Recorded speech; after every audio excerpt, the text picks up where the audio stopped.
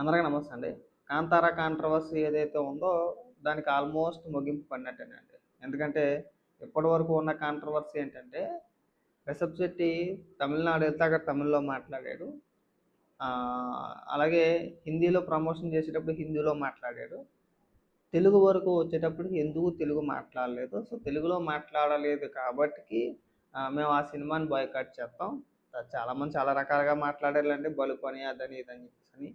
అయితే ఆయన నిన్న విజయవాడ ఒక ఫంక్షన్‌లో ఆ సినిమా ఫంక్షన్‌లోనే తెలుగులో మాట్లాడుతూ నాకు తెలుగు సరిగ్గా రాదు. జై హనుమాన్ అని చెప్పేసని మూవీ చేస్తున్నా. ఆ మూవీ టైంకి కరెక్ట్‌గా నేర్చుకొని మాట్లాడతానని చెప్పేసని ఆయన తెలుగులో మాట్లాడిన ఒక వీడియో ఒకటి వినిపిస్తా చూడండి.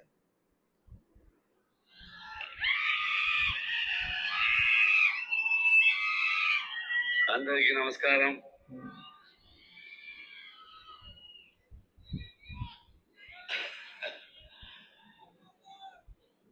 Happy Dasara. Thank you so much. ఇంత లవ్ ఇచ్చడానికి, ఇంత బ్లెస్సింగ్స్ ఇచ్చడానికి. Today it's third year Kantara release అయ్యి 2022 సేమ్ డే కాంతార రిలీజ్ అయింది. అంత చాలా పెద్ద హిట్ చేశారు. Thank you so much. ఇప్పుడు అక్టోబర్ 2 చాప్టర్ 1 వస్తుంది. అదే ఆశీర్వాదం ఇవ్వాలి, బ్లెస్సింగ్స్ ఇవ్వాలి, సపోర్ట్ చేయండి. Thank you so much. నాకంత బాగా తెలుగు రాలేదు, బట్ ఐఎమ్ ట్రైంగ్.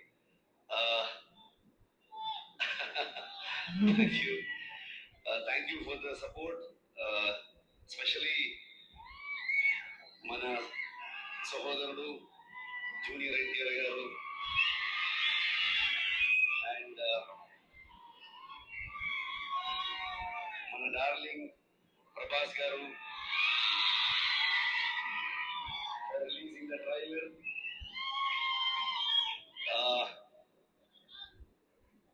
స్పెషలీ మన డిసిఎం గారు పవన్ కళ్యాణ్ గారికి థ్యాంక్ యూ సో మచ్. మన సీఎం గారు నారా చంద్రబాబు నాయుడు గారికి థ్యాంక్ యూ సో మచ్.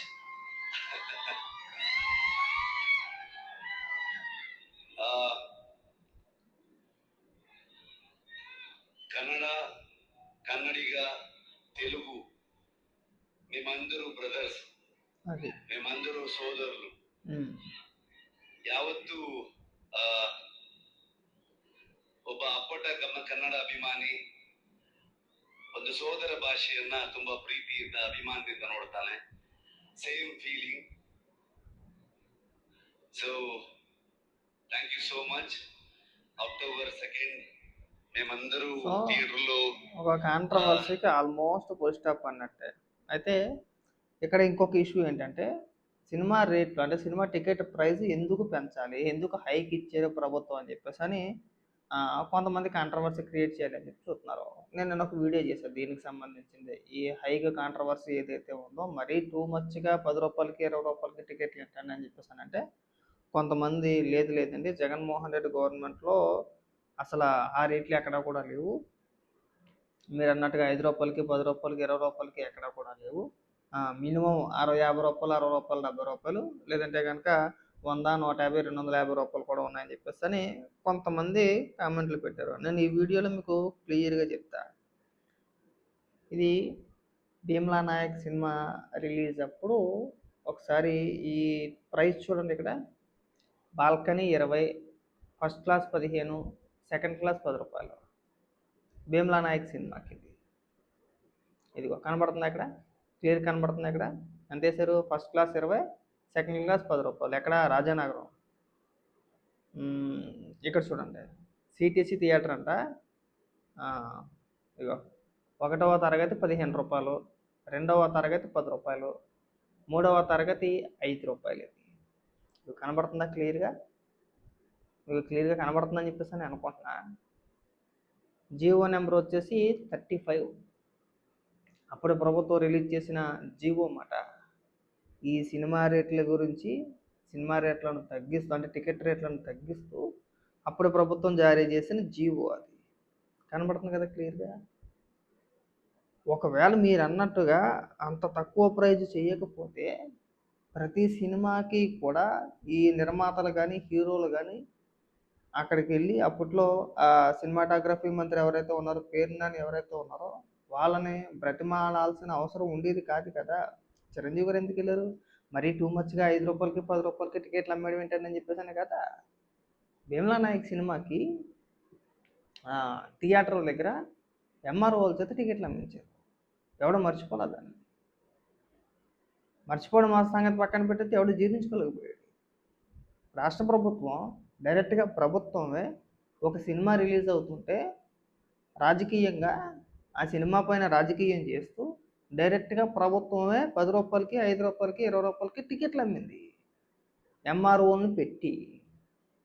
రాష్ట్రపతులు చూడలేదా? జనం చూడలేదా? మీరు వచ్చి ఇక్కడ కవర్ చేసేసి లేదండి మీరు జీవో సరిగా చదవండి. ఒకవేళ మీకు అవగాహన లేకపోవచ్చేమో గత ప్రభుత్వంలో సినిమా రేట్లు, అంటే సినిమా టికెట్ రేట్లు ఎంత ఉన్నాయి, ఎంత పెంచారు, ఎంత తగ్గించారు అనేది మాకు స్పష్టంగా ఒక క్లారిటీ ఉంది. చాలా స్పష్టంగా ఒక క్లారిటీ ఉంది.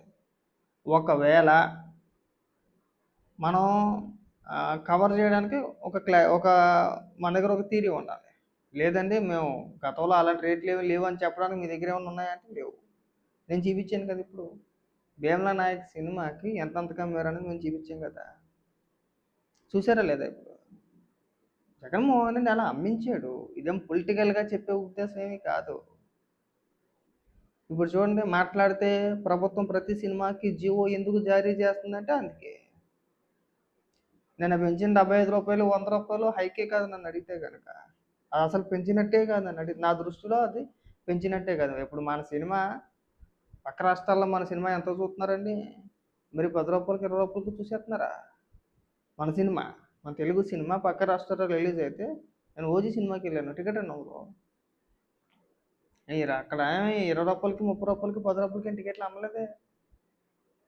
అలాగే తెలంగాణ ఉంది, తెలంగాణలో కూడా ఏమి అలాగే అమ్మరు కదా. మినిమం ఒక 100 రూపాయలు ఉంటుంది కదా టికెట్. చిరాగ్గా కార్ పార్కింగ్, ఎక్కడైనా కార్ పార్కింగ్ చేస్తే మినిమం 50 రూపాయలు తీసుకుంటున్నారు. నువ్వు అరగంట ఉన్నా 10 నిమిషాలు ఉన్నా గంట ఉన్నా 50 రూపాయలు తీసుకుంటున్నారు. మళ్ళీ 2 గంటలు మించకూడదు టైం, 2 గంటల లోపే. 2 గంటలు మించకూడదు, మరి 2 గంటల లోపే 50 రూపాయలు తీసుకుంటున్నారు. అలాంటిది 20 రూపాయలకి టికెట్ అమ్మేసేది జగన్మోహన్ రెడ్డి సినిమా టికెట్ 20. అదేంటయ్యా అంటే పేదవాడు అందరికీ కూడా అందుబాటులో ఉండాలి టికెట్లు, సినిమా అందరికీ అందుబాటులో ఉండాలి పేదవాడికి. సినిమాని పేదవాడికి దూరం చేస్తున్నాడు, అదేదో నిత్యావసర వస్తువుల్లాగా. అంటే సినిమా అనేది లేకపోతే ఇంక పేదవాడు బతకలేడు అన్నట్టు క్రియేట్ చేసి సినిమా టికెట్లు అమ్మేశారు. అదొక రకంగా సినీ పరిశ్రమ పైన కక్ష మాట. సినీ పరిశ్రమ మన కాళ్ళ దగ్గరికి ఎందుకు రావట్లేదు, మనకి ఎందుకు మద్దతు ఇవ్వట్లేదు, మనం ప్రతి సినిమాకి మన దగ్గరకు వచ్చి అడుక్కోవాలంటే మన దగ్గర ఉన్న ఆప్షన్ ఒకటే, రేట్లు తగ్గించేద్దాం, 5 రూపాయలకి 10 రూపాయలకి అమ్మేద్దాం. చచ్చినట్టు ఇప్పుడు ప్రతి సినిమాకి ఎవరైతే హీరోలు ఉన్నారో, నిర్మాతలు ఉన్నారో, డైరెక్టర్లు ఉన్నారో చచ్చినట్టు మన కాళ్ళ దగ్గరికి రావాల్సిందే.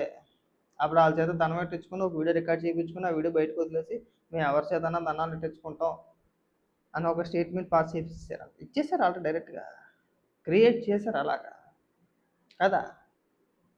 చూడండి, జగన్మోహన్ రెడ్డి ఓడిపోయిన తర్వాత మొట్టమొదటిగా, అంటే అందరికంటే ముందు ఎక్కువగా సంతోషపడిన సినీ పరిశ్రమే, నిర్మాతలు డైరెక్టర్లే సంతోషపడ్డారు కాదా. ఇది అవాస్తవం. ఇది ఓడిపోయిన తర్వాత అంతకు ముందు పెద్దగా మాట్లాడకపోవచ్చేమో కానీ ఓడిపోయిన తర్వాత ఎంతమంది ఎన్ని రకాలుగా కామెంట్ చేశారు స్టేజీల పైనే, చేయలేదా?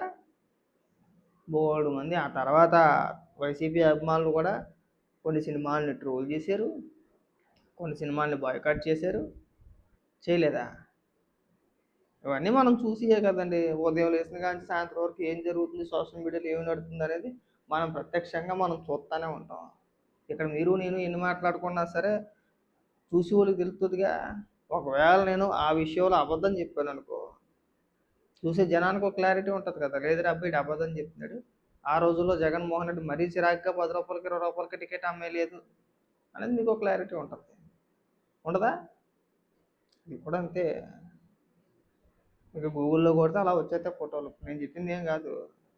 ఒకవేళ మీకు ఏదైనా డౌట్ ఉంటే 'భీమ్లా నాయక్ టికెట్లు ఇష్యూ' అని చెప్పేసి ఒకసారి గూగుల్‌లో సెర్చ్ చేస్తే వీడియోలు, ఫోటోలు మీకు కుప్పలు కుప్పలుగా దొరుకుతాయి అక్కడ. ఒకసారి చూడండి.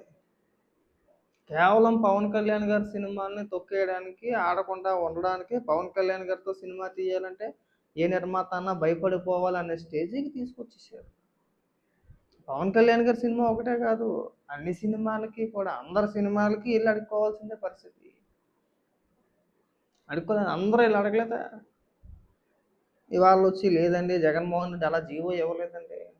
ఎవరికన్నా చెప్పండి, మాకు చెప్పమాకండి. ఉదయం అయితే సాయంత్రం వరకు సోషల్ మీడియాలో ఏం జరుగుతుంది ఏంటని చూస్తూ ఉంటాం. ఆ మాత్రం తెలీదా?